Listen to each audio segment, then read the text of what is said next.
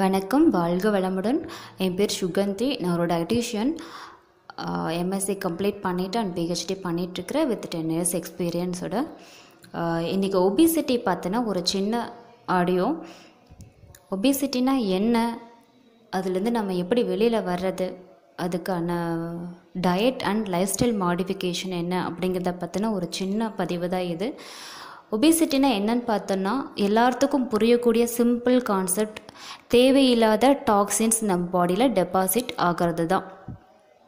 இதுக்கு என்ன காரணம் அப்படின்னா, நம்ம எடுக்கக்கூடிய ஃபுட்டு ப்ராப்பராக டைஜஸ்ட் ஆகி யூட்டிலைஸ் ஆகி எக்ஸ்க்ரீட் ஆகாதனால தான் நம்ம பாடியில் இந்த டாக்ஸின்ஸ் டெபாசிட் ஆகுது. ஸோ இதுக்கு 2 வழி. ஒன்று, இன்டேக்கை கான்சன்ட்ரேட் பண்ணணும். இன்னொன்று, எக்ஸ்க்ரீஷன் ப்ராப்பராக நடக்குதாங்கிறத கவனிக்கணும். இன்டேக் பொறுத்த வரைக்கும் ஈஸியாக டைஜஸ்ட் ஆகி யூட்டிலைஸ் ஆகிற மாதிரியான சாஃப்ட் ஃபுட் எடுத்துகிட்டு வந்தோம் அப்படின்னா மேஜராக நம்மளுக்கு டாக்ஸின்ஸ் டெபாசிட் இருக்காது. அதே மாதிரி எக்ஸ்க்ரீஷன் ப்ராப்பராக நடக்குதா. இப்போ 1 kg ஆஃப் ஃபுட் நம்ம இன்றைக்கி ஃபுல்லாக சாப்பிட்ருக்குறோம் அப்படின்னா அந்த 1 kgயும் ப்ராப்பராக வெளியில் வருதா அப்படிங்கிறத நம்ம கவனிக்கணும். இதுக்கு நிறைய ப்ராசஸ் இருக்குது. அதாவது எக்ஸ்க்ரீட் பண்ணுறதுக்கு நேச்சுரலாக ஃபுட் மூலியமாக கிளென்சிங் ப்ராசஸ் பண்ணுறதுக்கு நிறைய வழிகள் இருக்குது. லைக் ஏர்லி மார்னிங் எம்டி ஸ்டொமக்கில் வார்ம் வாட்டர் குடிக்கிறதுலேருந்து சால்ட் வாட்டர் கொடுத்து கிளென்ஸ் பண்ணலாம், டிவார்ம் பண்ணலாம், கூஸ்பெரி ஜூஸ் குடிக்கலாம், ட்ரம் ஸ்டிக் சூப் குடிக்கிறது, இந்த மாதிரியான ஒரு சில ஃபுட்டை மட்டுமே வச்சு நம்ம பாடியை கிளென்ஸ் பண்ணுறதுக்கு ஒரு வழி இருக்குது. இதெல்லாத்துக்கும் விட மேஜரான வழி என்னென்னா, ஏர்லி மார்னிங் சூரிய உதயத்துக்கு முன்னாடி எழுந்திரிக்கணும். அதாவது இயற்கைக்கும் நம்மளுடைய பாடிக்கும் நிறைய கனெக்டிவிட்டி இருக்குது. அது நிறைய இடங்களில் நம்ம பார்த்துருப்போம். ஸோ ஏர்லி மார்னிங் சூரியன் உதயத்துக்கு முன்னாடி எழுந்திரிச்சோம்னா நம்ம பாடி எக்ஸ்க்ரீஷன் ப்ராசஸ்க்கு ரெடியாக இருக்கும். அந்த டைமில் இந்த வார்ம் வாட்டர் வித் ஹெர்பல்ஸ் ஏதாவது போட்டும் குடிக்கலாம். இல்லை எம்டி பிளெயின் வாட்டரே ரொம்ப பெரிய கிளென்சிங் ப்ராசஸ் பண்ணக்கூடிய பவருடைய ஃபுட்டு தான்.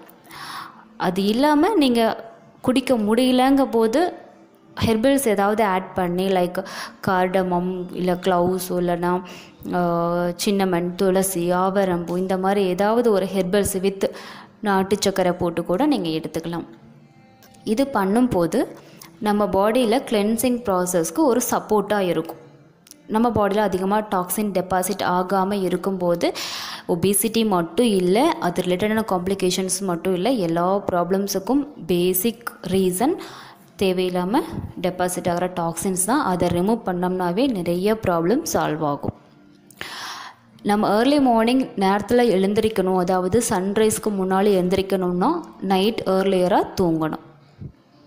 அதாவது ரொம்ப லேட் டின்னர் எடுக்காமல் சன்செட்டுக்கு முன்னாடி டின்னர் எடுக்க ட்ரை பண்ணுங்க அட்லீஸ்ட். அது இல்லைன்னா அட்லீஸ்ட் கொஞ்சம் ஏர்லியராவது டின்னர் முடிச்சுட்டு ஏர்லியராக தூங்கினோம்னா மட்டும்தான் மார்னிங் எழுந்திரிக்க முடியும். ஸோ இந்த ப்ராசஸ் கரெக்டாக பண்ணிட்டு இருந்தாவே மெஜாரிட்டி ஆஃப் ஒபிசிட்டி க்யூரும் ஆகும். இதுக்கப்புறம் ஒபிசிட்டி வராமல் தடுக்கவும் முடியும். நம்ம திருவள்ளுவர் ஒரு இடத்துல சொல்லியிருப்பார், மருந்துங்கிற அதிகாரத்தில், மருந்தியன வேண்டாமாம் யாக்கைக்கு அருந்தியது அற்றது போற்றி உணின் அப்படின்னு சொல்லியிருப்பார். ஸோ எந்த ஃபுட்டு எடுத்தோம்னாலும் அதை நல்லா மென்று கூழ் மாதிரி அரைச்சி சாப்பிடணும். நம்ம எந்த ஃபுட்டு எடுத்தோம்னாலும் அது ப்ராப்பராக யூட்டிலைஸ் ஆகி எக்ஸ்க்ரீட் ஆனது தெரிஞ்சுட்டு தான் அடுத்த ஃபுட்டு எடுக்கணும். இந்த மாதிரி ப்ராசஸில் அவர் சொன்ன வழியில் இருந்தோம்னா மருந்துங்கிற ஒரு விஷயம் நம்மளுக்கு தேவையும் இல்லை. ஒபிசிட்டியோ அது ரிலேட்டடான காம்ப்ளிகேஷன்ஸோ எந்த ஒரு ப்ராப்ளமும் நம்ம ஃபேஸ் பண்ண வேண்டிய அவசியமும் கிடையாது. Thank you so much.